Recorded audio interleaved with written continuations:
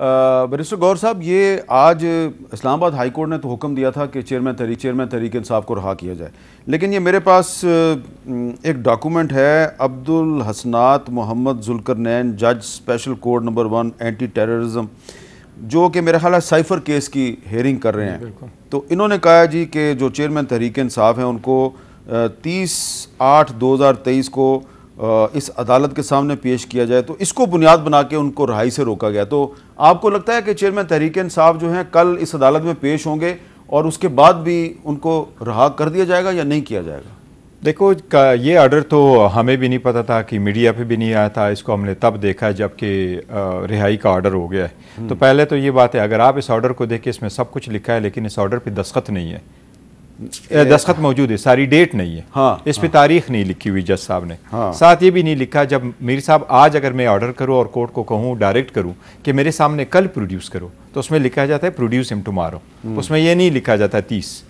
तो अब इसका पता नहीं है कि ये कब आई और उन्होंने कब तक ये लिखा गया कि you are hereby directed to produce him in judicial lockup and proceed and produce him on 30/8/2023 before this court. अगर ये आज पास हो चुका होता तो इस पे ये लिखा होता कि कल प्रोड्यूस करो, लफ्ज टुमारो लिखा होता। जिस तरह शाम महमूद कुरैशी साहब का ऑर्डर हुआ, उन्होंने कहा जी कल प्रोड्यूस करो। आज ऑर्डर पास, उन्होंने कहा कल प्रोड्यूस करो। जब एक दिन का होता है तो इसमें कहा जाता है कि मेरे पास कल प्रोड्यूस करो। अब अगर आप जुडिशियल ऑर्डर करते हैं तो कब तक आपने ये रखा? दूसरी बात है कि उसमें एक भी इसका फ़र्क है।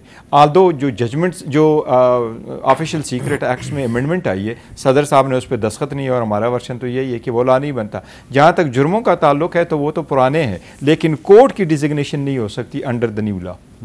तो इसलिए ये कोर्ट का ऑर्डर करना, मैं समझता हूँ ये कोरम नॉन जुडिस, हम उसको लफ्ज़ कहते हैं कि इस अदालत के पास सिरे से इख्तियार ही नहीं है कि मेरे खिलाफ एक ऑर्डर पास करें। तो राजा साहब, आप इत्तेफाक करेंगे कि जिस तरह नवाज शरीफ साहब जो हैं उनको पाबंद सलासिल किया गया, उनको जेल की सलाहों के पीछे डाल दिया गया, ये एक सियासी फैसला था, और उनकी रिहाई भी जो थी वो कानूनी फैसला नहीं था, वो भी एक सियासी फैसला था।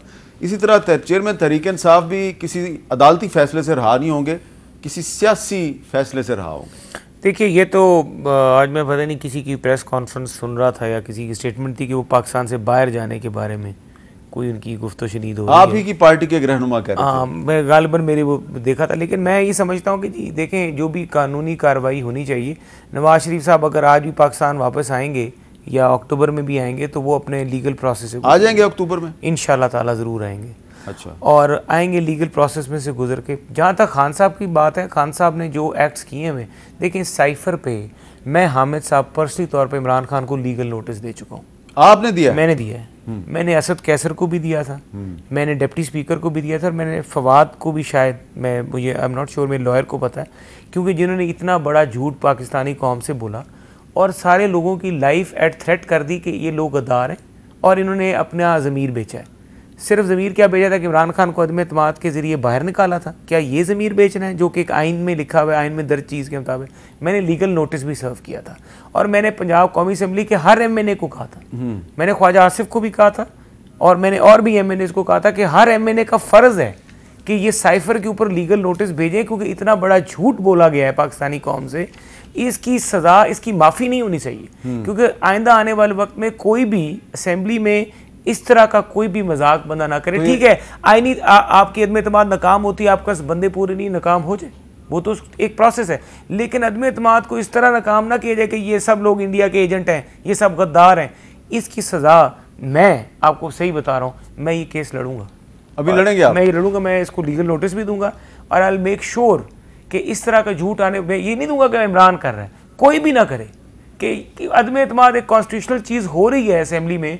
किसी शख्स का ये हक नहीं बनता कि वो दूसरे बंदे को जो आईनी इख्तियार इस्तेमाल कर रहा है उसके ऊपर एक झूठा इल्ज़ाम डाल के पूरे इशू को स्ट्राइक डाउन कर दे।